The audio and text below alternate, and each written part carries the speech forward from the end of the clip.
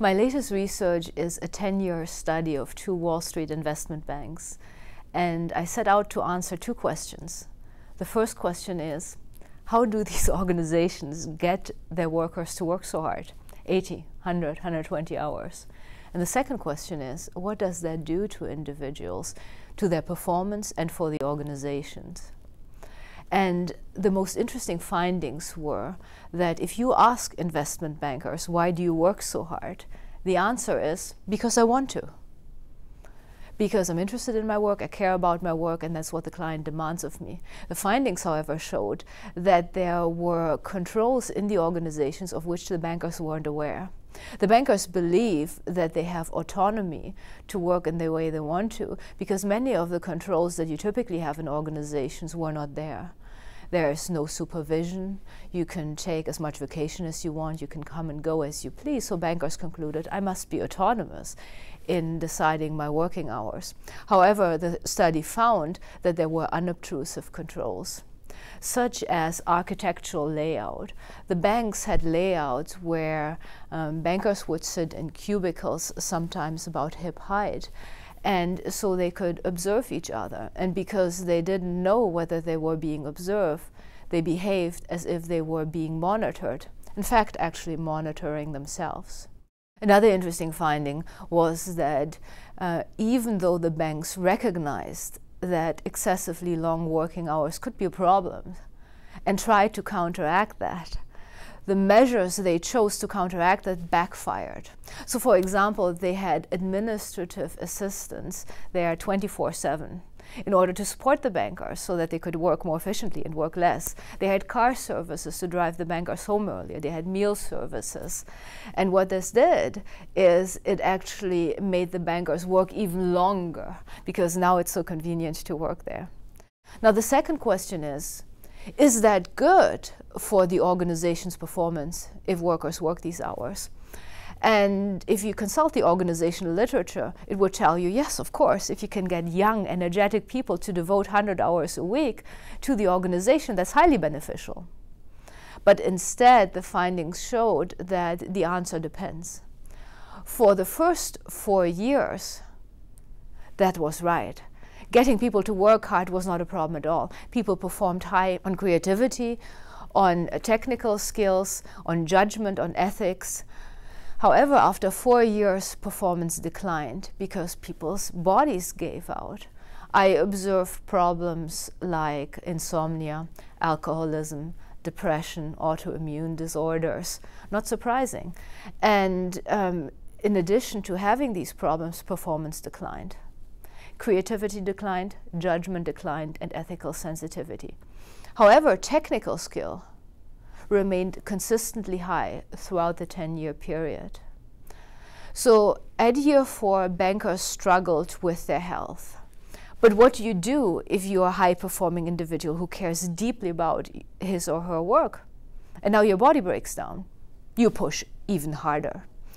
And that's when breakdown cycles occurred. The body broke down, people pushed harder and tried to carry on. And at year 6, there was a fork in the road. 60% of the bankers persisted in their abusive behavior toward their bodies. However, 40% of the bankers had such severe problems that they had to change the way they work. And this was not freely chosen. The bankers didn't wake up one morning and said, I'm going to take care of my body. No, they wanted to work 100 hours a week. They wanted to keep pressing on. But their bodies forced them to work differently.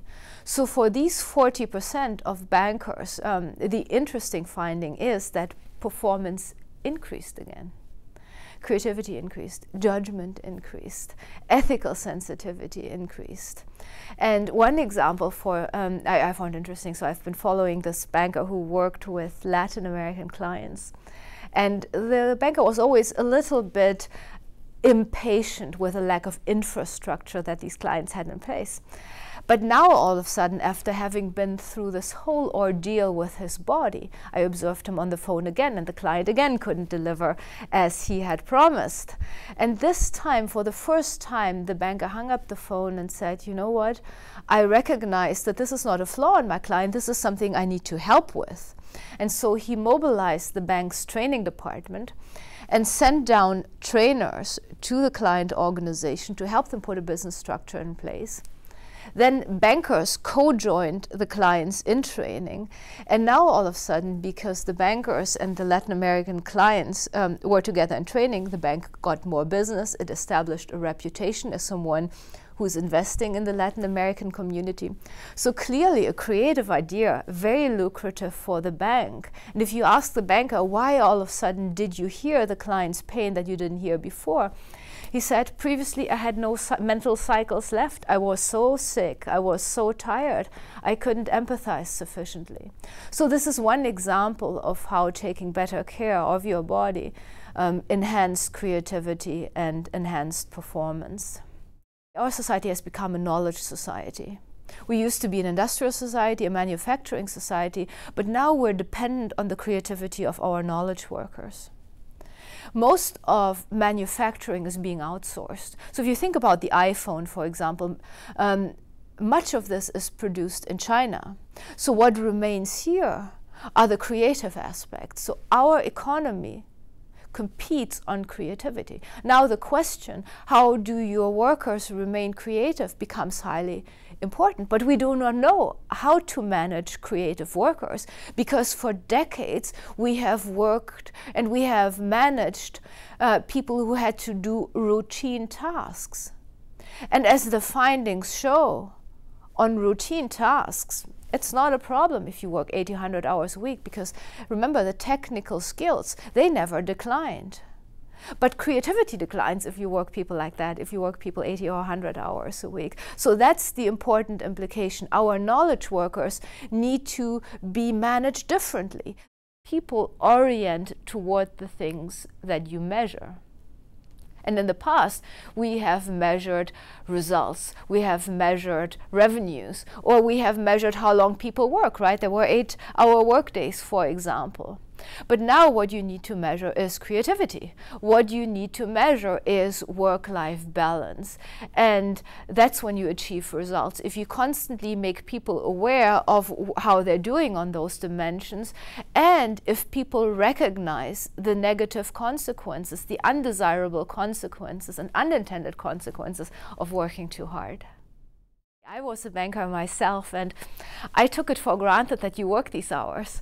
Initially, I followed bankers because my interest is in human development. And I recognize that you are shaped by the kind of work that you do. So I'm interested in work settings that involve people for prolonged periods of time. They're like social cocoons. And so you can really see the effect of these work practices. So I just started following people and tried to document what I observed.